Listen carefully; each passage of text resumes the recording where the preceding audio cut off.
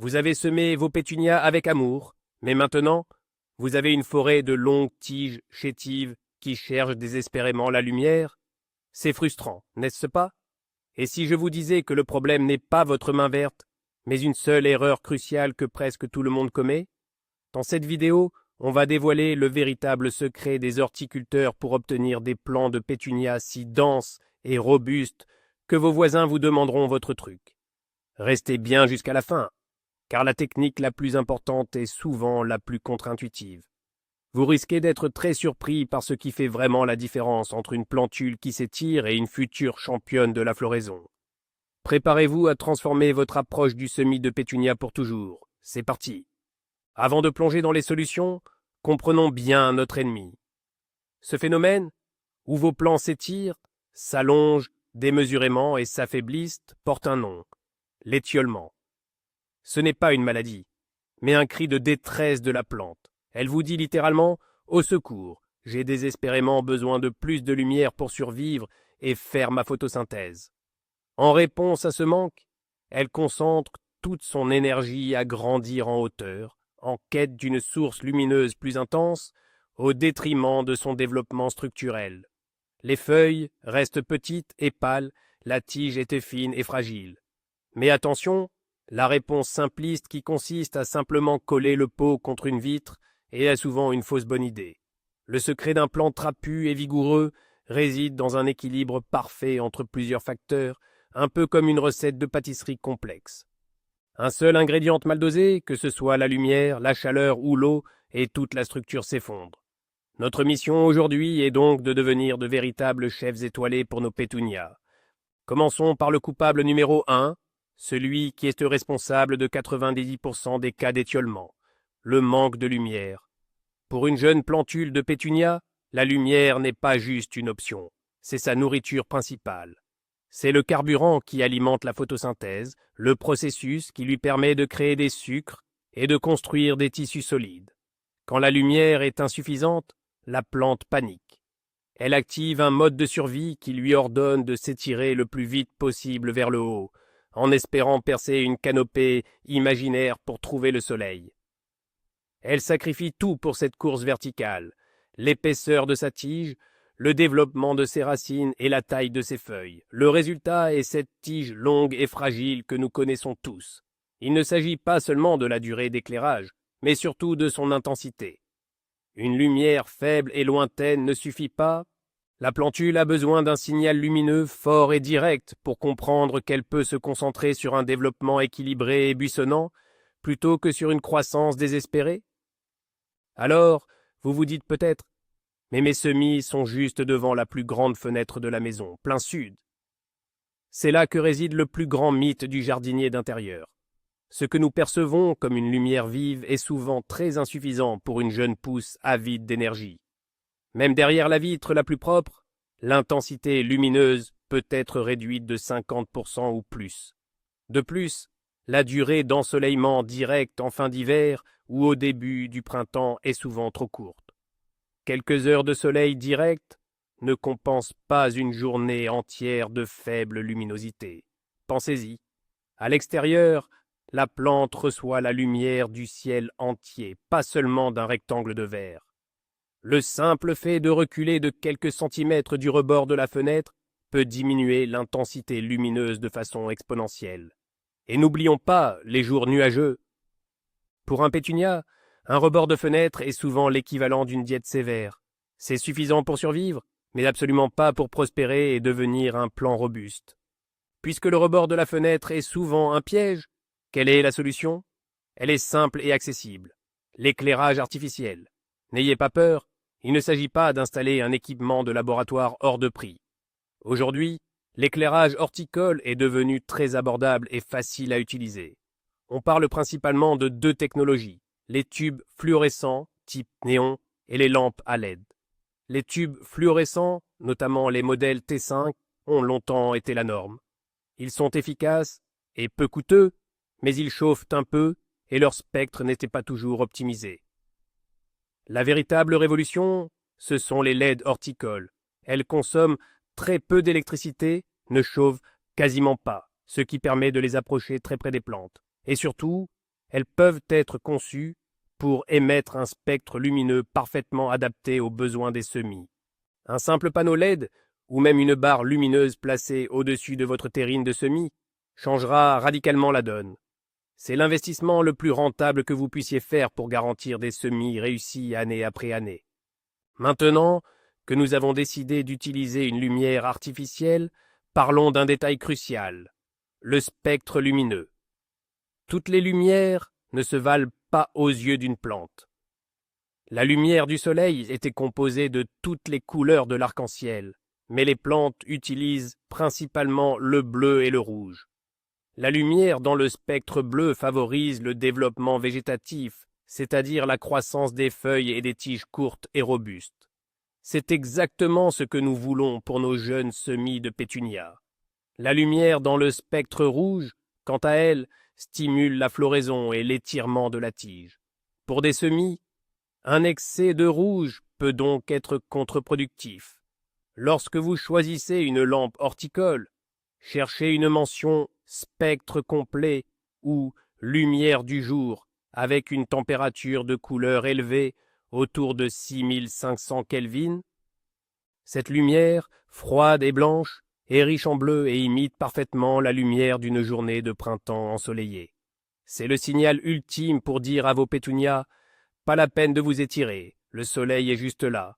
Concentrez-vous sur la construction de belles fondations solides. » L'intensité, c'est fait.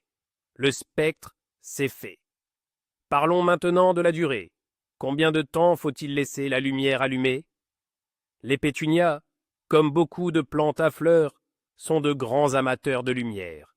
Ils ont besoin d'une longue journée pour se développer correctement.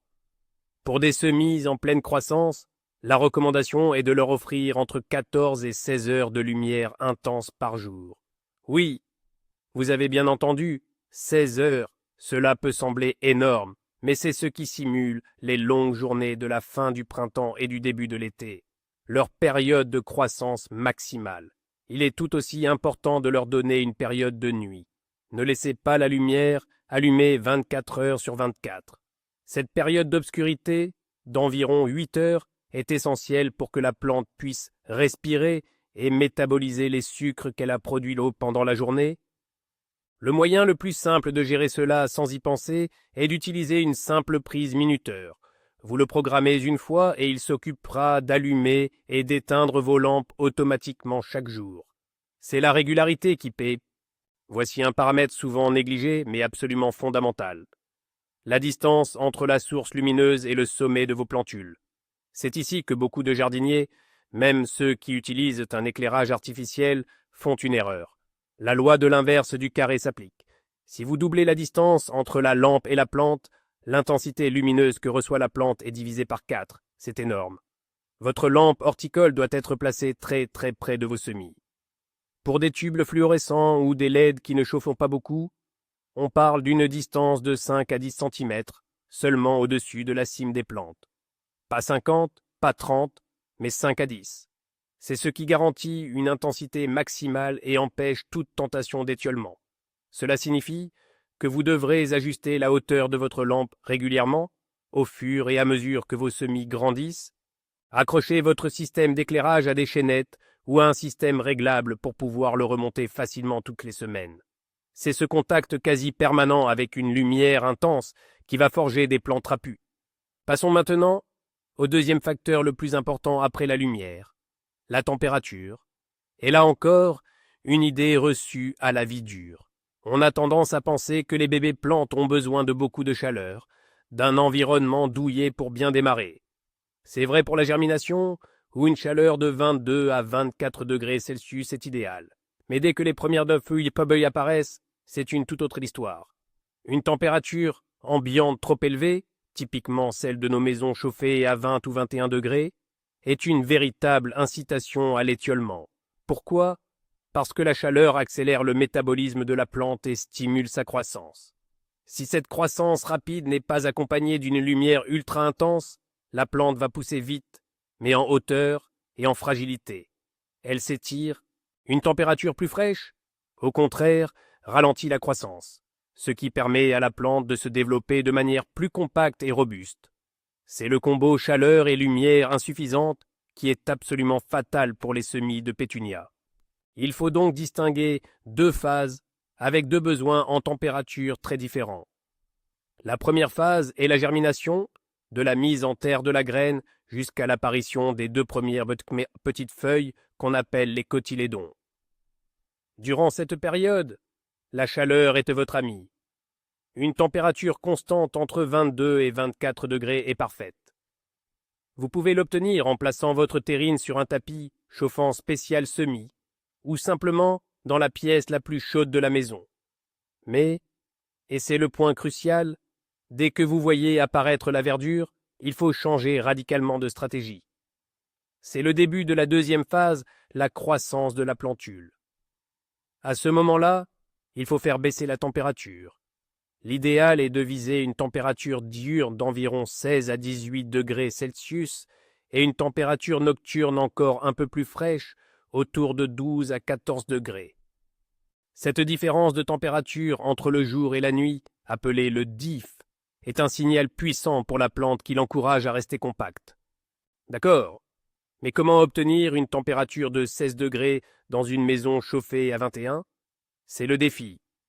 Il existe plusieurs astuces. La solution la plus simple est de trouver la pièce la plus fraîche de votre maison. Une chambre d'amis peu chauffée, un sous-sol éclairé, un garage isolé mais hors gel. C'est l'endroit idéal pour installer votre nurserie de semis. Si ce n'est pas possible, vous pouvez essayer de créer un microclimat. Par exemple, placez vos semis près d'une fenêtre la nuit, en vous assurant qu'il n'y ait pas de risque de gel direct contre la vitre pour profiter de la fraîcheur nocturne. Certains jardiniers installent leur station de semis dans une petite serre d'intérieur qu'ils peuvent aérer pour réguler la température. L'important est de comprendre le principe. Une fois germés, les pétunias préfèrent la fraîcheur. En combinant une lumière intense et proche avec une température fraîche, vous créez les conditions parfaites pour obtenir des plants de compétition, courts sur pattes et pleins de vigueur. C'est le secret d'une croissance lente mais solide. Abordons maintenant le troisième pilier d'un semis réussi, l'arrosage. Ici, la principale erreur n'est pas le manque, mais l'excès. On a souvent tendance à trop aimer nos plantes, et cet amour se traduit par des arrosages trop fréquents. Pour un jeune semis, un sol constamment détrempé est une catastrophe. Premièrement, cela favorise le développement de maladies cryptogamiques, comme la redoutable fonte des semis, un champignon qui attaque la base de la tige et fait s'effondrer la plantule. Deuxièmement, des racines qui baignent constamment dans l'eau deviennent paresseuses. Elles n'ont pas besoin de s'étendre pour chercher l'humidité. Pire, l'excès d'eau sature les pores du terreau et chasse l'oxygène, un élément indispensable à la santé des racines. Des racines qui suffoquent ne peuvent pas nourrir correctement la plante, ce qui l'affaiblit et peut, paradoxalement, contribuer à un aspect mammochetif. La règle d'or est donc de laisser le terreau sécher légèrement en surface entre deux arrosages. Un cycle humide-sec est bien plus bénéfique qu'une humidité constante. Quelle est donc la meilleure façon d'arroser pour éviter ces problèmes ? Oubliez l'arrosoir qui verse un torrent d'eau sur les fragiles plantules, tasse le terreau et peut même les déterrer. La technique la plus sûre et la plus efficace est l'arrosage par capillarité, aussi appelé arrosage par le bas. Le principe est très simple. Assurez-vous que vos pots ou vos alvéoles de semis ont bien des trous de drainage. Placez-les ensuite dans un plateau ou une soucoupe étanche. Versez 1 ou 2 cm d'eau à température ambiante directement dans le plateau, et non sur le terreau. Par capillarité, le terreau sec va absorber l'eau par les trous de drainage, comme une éponge. Laissez les pots tremper pendant une quinzaine ou une trentaine de minutes, jusqu'à ce que vous voyiez que la surface du terreau est devenue humide.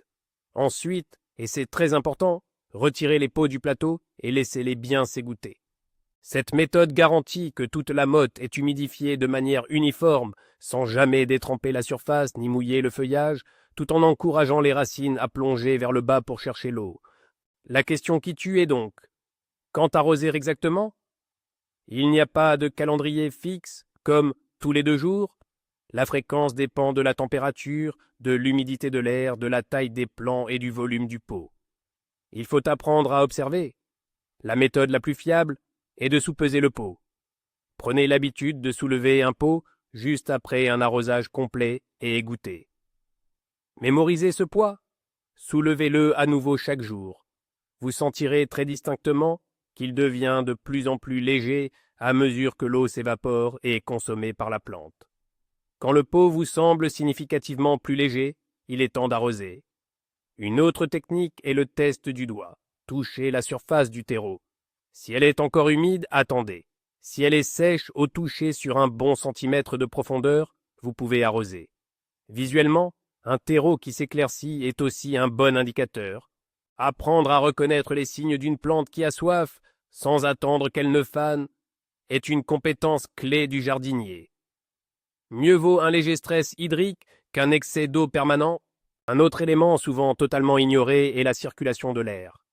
Dans nos intérieurs, l'air est souvent stagnant. Autour des jeunes plantules serrées les unes contre les autres, une couche d'air très humide peut se former, surtout si elles sont sous un couvercle de serre. Cet environnement confiné et humide est le paradis pour les maladies fongiques, comme la fonte des semis. Une bonne circulation d'air permet d'évacuer cet excès d'humidité à la surface du sol et autour des feuilles, rendant la vie beaucoup plus difficile aux champignons pathogènes. Mais ce n'est pas tout. Le mouvement de l'air a un effet physique direct sur les plantes. Le léger courant d'air force les tiges à bouger et à se balancer doucement. En réponse à ce stress mécanique, la plante va réagir en renforçant ses tissus. Elle va produire des tiges plus courtes, plus épaisses et plus solides pour résister au vent. C'est un processus naturel qui prépare la plante aux conditions qu'elle rencontrera à l'extérieur. L'air stagnant, au contraire, favorise des tiges molles et fragiles. Comment créer cette brise bénéfique à l'intérieur? La solution est incroyablement simple et efficace. Un petit ventilateur. Pas besoin d'une turbine d'avion. Un petit ventilateur de bureau ou un ventilateur à pince suffit amplement. Placez-le à une certaine distance de vos semis et réglez-le sur la vitesse la plus basse. L'objectif n'est pas de créer une tempête, mais de faire gentiment frémir le feuillage. Faites-le fonctionner pendant quelques heures chaque jour. Vous pouvez même le brancher sur le même minuteur que vos lampes d'éclairage. Cette petite gymnastique quotidienne va littéralement muscler vos plants de pétunia. Ils deviendront visiblement plus trapus et résistants. C'est une technique utilisée par tous les professionnels pour produire des plants de haute qualité.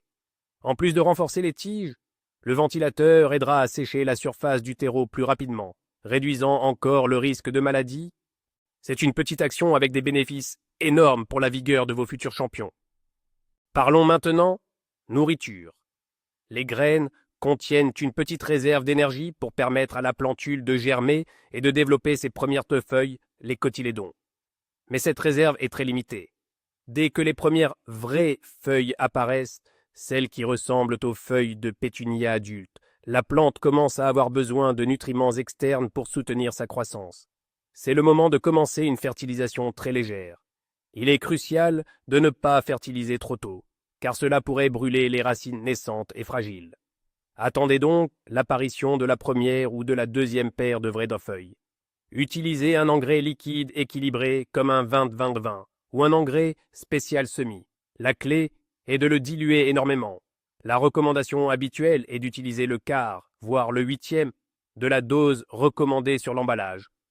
Vous pouvez appliquer cette solution très diluée, une fois par semaine, en remplacement d'un arrosage à l'eau claire.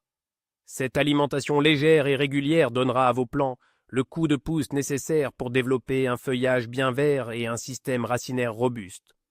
Si une légère fertilisation est bénéfique, l'excès est un poison. C'est l'une des erreurs les plus communes. Penser que plus c'est mieux. Donner trop d'engrais à un jeune semis est comme forcer un nouveau-né à manger un steak. Son système n'est pas prêt. Un engrais trop concentré va augmenter la salinité du sol.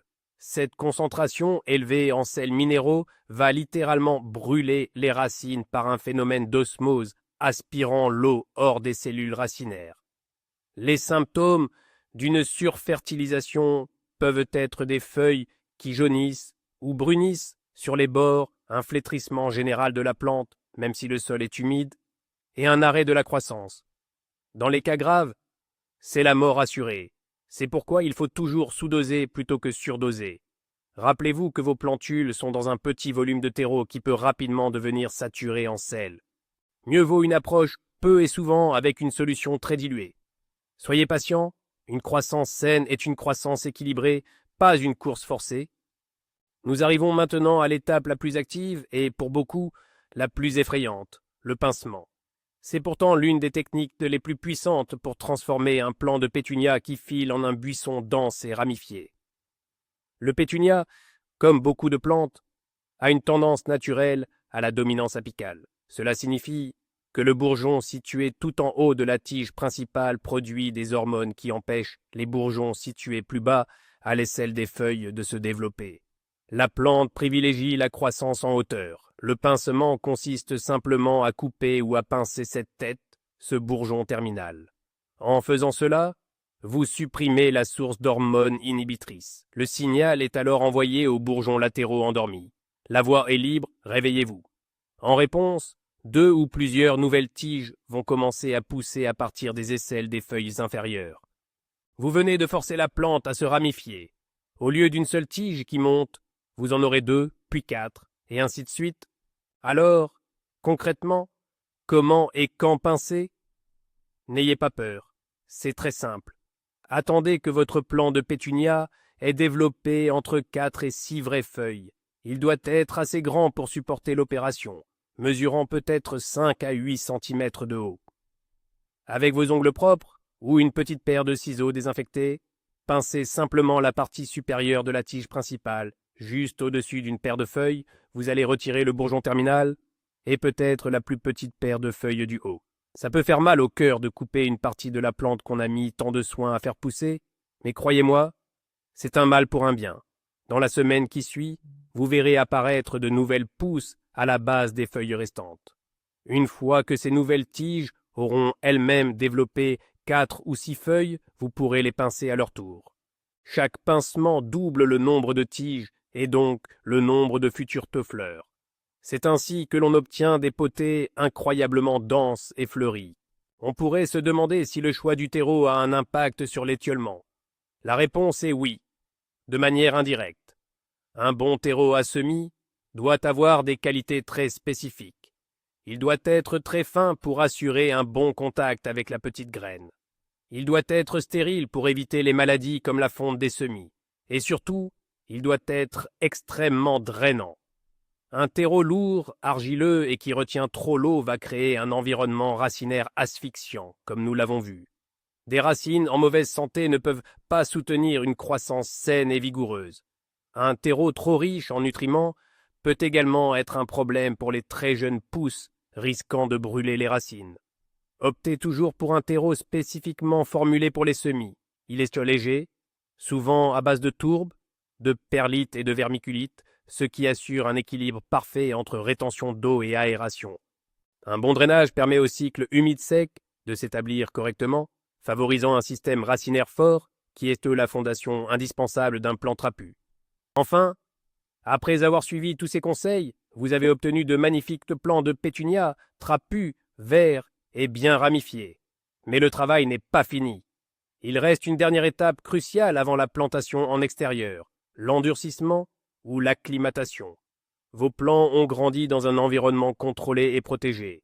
Lumière constante, pas de vent, pas de fluctuations de température extrême, pas de soleil direct brûlant. Les planter directement au jardin serait un choc terrible qui pourrait les tuer.